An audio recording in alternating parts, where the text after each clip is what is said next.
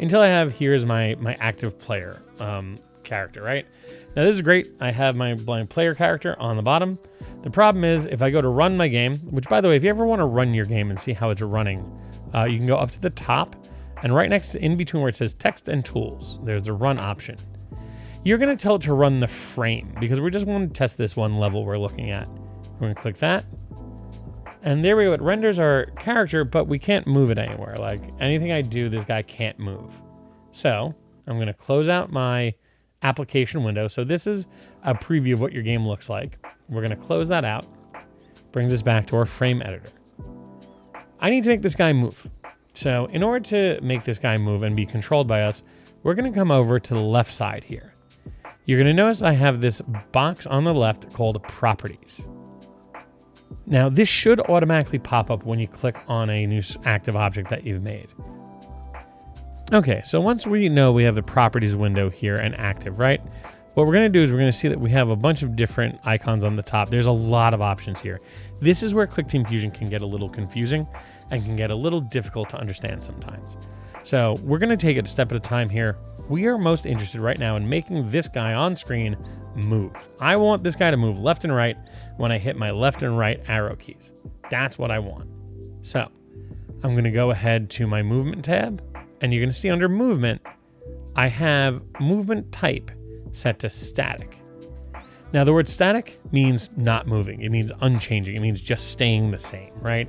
It's why the icon next to it is a stop sign. So when I click on it, you can see there's a whole bunch of options here that we can be using. In different tutorials, I'm going to get into different things we're going to be able to do with this guy. For now, you are most interested in our 8-direction movement. And see, this is why working with a game engine like Clickteam Fusion or Unity or something like that is great, because for common things that a lot of types of games will use, you'll have pre-built tools for it. So like, for example, 8-direction movement is used in a lot of games. That's where you literally point in a direction and your character will go there. That's what we want, right? We want to be able to point left, it goes left, point right, it goes right. So we're going to select 8-direction movement. And if I now run this and I go to frame, if I move my left and right arrow keys, it moves left and right. That's great. The problem we have is if I push up and down, it also moves up and down. Now, we don't want it to move up and down. We want it to just stay left and right. We don't want it to go up and down. So we need to fix that. Easiest way for us to fix that is we can go into our player movement here. Now, you'll see once I've selected the movement, we have a lot of different options here. We have direction and we have initial direction. It's a little hard to see here, but we have directions and initial direction. Directions is basically saying, hey, here are the directions that the player can move in. So if I click on this, you'll see that it pulls up like a clock face. This clock face shows all the different directions you can move your character in. Now, the nice thing with this is I can now easily tell the game, hey, make it so that it only goes left and right. The way I do that is I can go to the little dots here where the arrows are. If I click on the dot, it takes away the arrow.